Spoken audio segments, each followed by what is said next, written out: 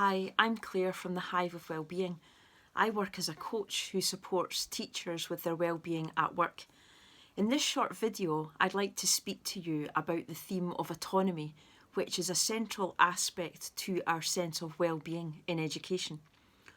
Although our working space has changed at this time and we cannot recreate the classroom experience completely from our homes, nor would we want to, we can take practicable steps to support our well-being in taking control of what we can do at this particular time.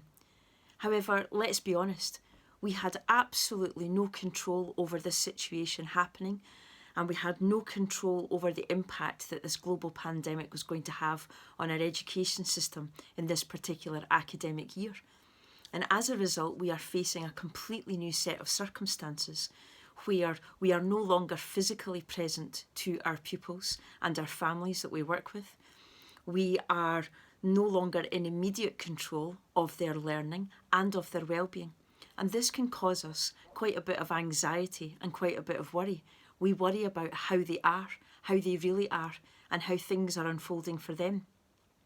We also may have lost control over our sense of purpose just now. We may feel that our focus is a bit lost and where are we now and what are we to do, which is completely understandable. We may have also noticed a difference in our energy levels, in our attention levels, in our motivation as well. And this overwhelm that's associated with the change that has taken place quite rapidly is very understandable and very natural. Our whole central nervous system is recalibrating to a new set of circumstances and a new way of adapting to what we find ourselves in. This is no longer business as usual. But there are certain aspects of our working that have not changed and have remained consistent for us. Several of these are as follows. The first thing is we're still connected to our pupils and to our colleagues. We are still preparing high quality learning experiences and activities. And we do continue to have a purpose to support our pupils in the best way that we possibly can, even though how we support our pupils may be changing and changing quite constantly over a day or indeed over a week. And we're also aiming to have a routine, albeit challenging at this particular time, as we're still adjusting to the speed of change and to the needs of our pupils and families as we reach out to them at home. So with these constants in place, I'd like to share with you some ideas to sustain our sense of control at this particular time. It is by no means exhaustive, but just gives us some ideas perhaps to think on and to reflect on to support us at this time. The first constant, or the first thing that we can be in control of, is indeed our routine. We still need routine in our lives, but it may look quite different. It may look quite different on week to week at this particular time. In the beginning, in the first week, in the second week, we may still need a lot more breaks and more physical exercise during the day. As I said before, our nervous system is recalibrating. It's adjusting to the shock of what has happened to us, as well as to the shock that has occurred for our families and our pupils whom we are still trying to maintain contact with. So in processing change, our minds and our bodies both need looking after. So finding a routine that supports your physical, your mental and your emotional needs just now is imperative and central to our well-being. So getting control of that and recognising that you may have to adjust it from week to week, from day to day, as different needs arise. But be gentle with yourself, be self-compassionate and understand the need for that routine and understand the need at time for things to adjust. A second aspect that we will have control over is the online learning content that we have, and also when we are in touch with our pupils and with our families. So the first thing to say about that is considering providing a reasonable amount of learning and recognising that pupils and families themselves are adjusting to the change just now. We do not want to overwhelm them at this particular time.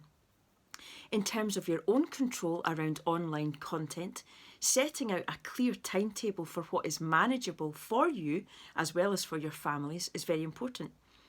You can control how much you do and what is going to be helpful for your pupils and for you right now.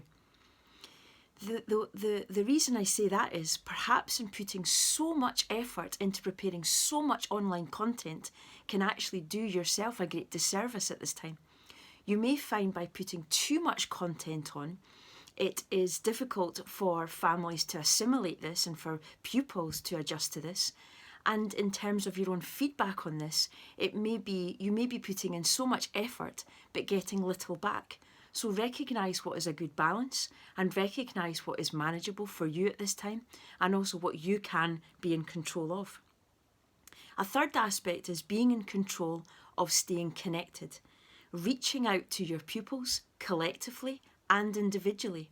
So what online opportunities are there to collectively reach out to my pupils in my class, in whole classes? And individually, what opportunities are there for me to check in with specific pupils whom I may have concerns about or may wish to just check up on? I saw a great example the other day of a teacher writing cards to individual pupils as a way of reaching out to them. Just one idea and one thought. Also in that staying connected, or with that idea of staying connected, reaching out to colleagues, considering what you need from colleagues just now and also what they might need from you. It's good to be in touch with them, not just regarding the learning that has taken place, but also how they're feeling at this particular time and what may support them at this time. That being said, a fourth aspect are boundaries and recognising when are you available and accessible and what controls can you put in place for this. Working all day and all night and being available all day and all night is not necessarily good for our well-being, especially at home where there can be no escape and no respite from work if we don't put the boundaries in. So be clear about your hours of availability and accessibility and switch off thereafter to those notifications. It's maybe good to switch off notifications from those social media platforms or those on-learning platforms where you need respite from.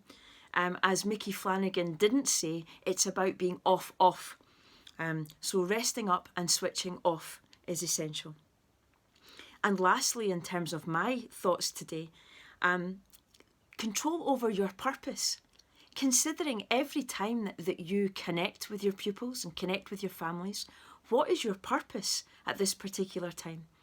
Is your purpose just a sense of connecting with them, letting them know that you are there right now, an emotional connection? Is the reason for you reaching out and your purpose in connecting with them, is it to solely provide learning and provide tasks?